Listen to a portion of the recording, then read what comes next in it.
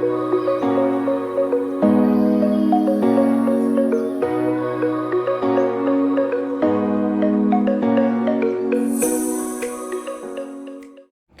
അസ്സലാമു എല്ലാവർക്കും സാറാസ് വ്ളോഗ്സിൻ്റെ പുതിയൊരു വീഡിയോയിലേക്ക് സ്വാഗതം. വളരെ സിമ്പിൾ ആൻഡ് ഈസി ആയിട്ടുള്ളൊരു ഇഫ്താർ സ്നാക്കിൻ്റെ റെസിപ്പി ആയിട്ടാണ് ഞാനിന്ന് വന്നിരിക്കുന്നത്. വളരെ കുറച്ച് സമയം കൊണ്ട് പുഴുങ്ങിയ മുട്ടയും ഉള്ളിയും മെയിൻ ഇൻഗ്രീഡിയൻ്റ് ആയിട്ട് ചേർത്തുകൊണ്ട് നമുക്ക് ഈസി ആയിട്ട് ഉണ്ടാക്കിയെടുക്കാവുന്ന ഒരു സ്നാക്കിൻ്റെ റെസിപ്പിയാണ്. എല്ലാവരും വീഡിയോ ഫുള്ളായിട്ട് കാണുക. വെറും 5 മിനിറ്റ് സമയം കൊണ്ട് നിങ്ങൾക്ക് ഈ സ്നാക്ക് റെഡിയാക്കി എടുക്കാം. അപ്പോൾ അതിന് വേണ്ടിയിട്ട് നമ്മൾ ഈ പുഴുങ്ങിയ മുട്ട രണ്ടായിട്ട് മുറിച്ചതിന് ശേഷം അതിനെ ചെറിയ പീസുകളായിട്ട് കൊത്തി നുറുക്കി എടുക്കുകയാണ് ചെയ്യുന്നത്.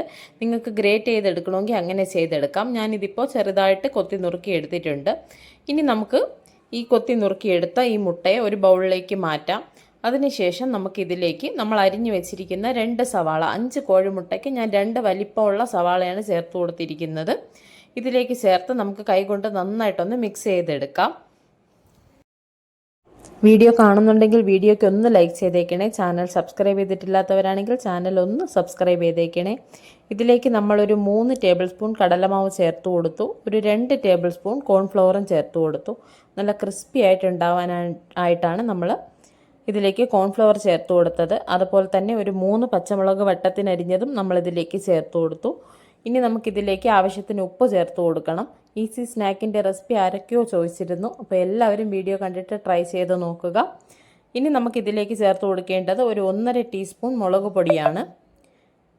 ടേബിൾ സ്പൂൺ അല്ല, ടീസ്പൂണാണ്. അപ്പോൾ 1.5 ടീസ്പൂൺ മുളക് പൊടിയും കൂടി ചേർത്തിട്ട് നമുക്കിതിനെ നന്നായിട്ടൊന്ന് മിക്സ് ചെയ്യാം. ഇതിലേക്ക് ഒരു 1/4 ടീസ്പൂൺ ജിഞ്ചർ ഗാർലിക് പേസ്റ്റ് കൂടി ഞാൻ ചേർത്തിട്ടുണ്ട്. അത് വീഡിയോയിൽ വിട്ടുപോയതാണ്. എന്നിട്ട് വെള്ളം ചേർക്കാതെ നന്നായിട്ട് മിക്സ് ചെയ്തെടുക്കുക. ഞാനിതിൽ വെള്ളം ചേർത്തിട്ടില്ല. ഡ്രൈ ആയിട്ട് തോന്നുവാണെങ്കിൽ കൈ ഒന്ന് നനച്ചിട്ട് നന്നായിട്ടൊന്ന് മിക്സ് ചെയ്ത് കൊടുത്താൽ മതി. ഉള്ളിയുടെ ആ ഒരു വെള്ളത്തിൻ്റെ ഈർപ്പം ഉണ്ടാവും.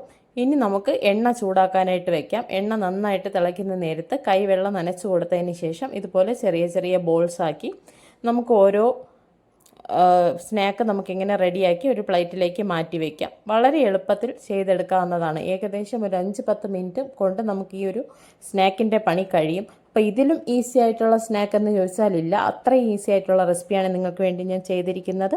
എല്ലാവരും ഇതെന്തായാലും ട്രൈ ചെയ്ത് നോക്കണം. ഈ ഒരു സൈസിൽ ഞാനിങ്ങനെ ബോളാക്കി എടുത്തു. ചെറുതാക്കണമെങ്കിൽ ഇതിലും ചെറുതാക്കി നിങ്ങൾക്ക് ഇഷ്ടമുള്ളതുപോലെ ചെയ്തെടുക്കാം. എന്നിട്ട് എണ്ണ നന്നായിട്ട് തിളയ്ക്കുമ്പോൾ അതിലേക്ക് ഇട്ട് കൊടുക്കുക. ഒരു മീഡിയം ഫ്ലെയിമിൽ വെച്ചിട്ട് ഫ്രൈ ചെയ്തെടുത്താൽ മതി. കാരണം ഉള്ളി മുകളിലത്തെ മൊരിഞ്ഞിട്ട് ഉള്ളിലധികം വേവാതെ ഇരിക്കും.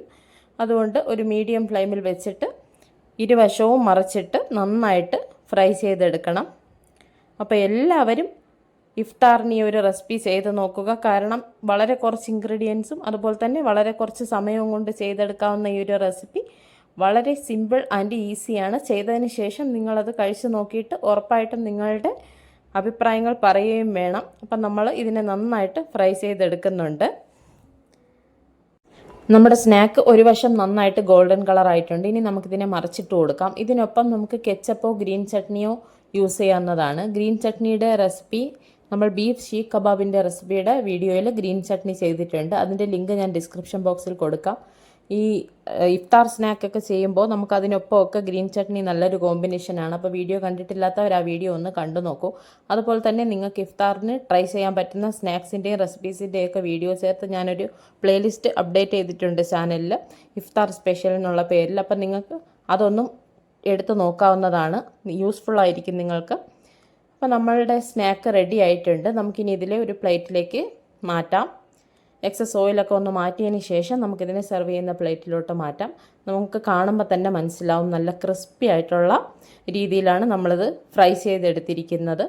ഒരുപാട് സമയമൊന്നും എടുത്തിട്ടുമില്ല. ആകെ കുറച്ച് ഇൻഗ്രീഡിയൻസ് യൂസ് ചെയ്തിട്ടുള്ളൂ. അപ്പോൾ നിങ്ങൾ എല്ലാവരും എന്തായാലും ഇതൊന്ന് ട്രൈ ചെയ്ത് നോക്കുക. അധികം കുക്കിങ്ങിൽ അങ്ങനെ പരിചയമൊന്നും ഇല്ലാത്തവരാണെങ്കിൽ പോലും നിങ്ങൾക്ക് ഈസി ആയിട്ട് ഉണ്ടാക്കാൻ പറ്റുന്ന ഒരു റെസിപ്പി തന്നെയാണ്. അപ്പോൾ എല്ലാവരും ഒന്ന് ട്രൈ ചെയ്ത് നോക്കുക.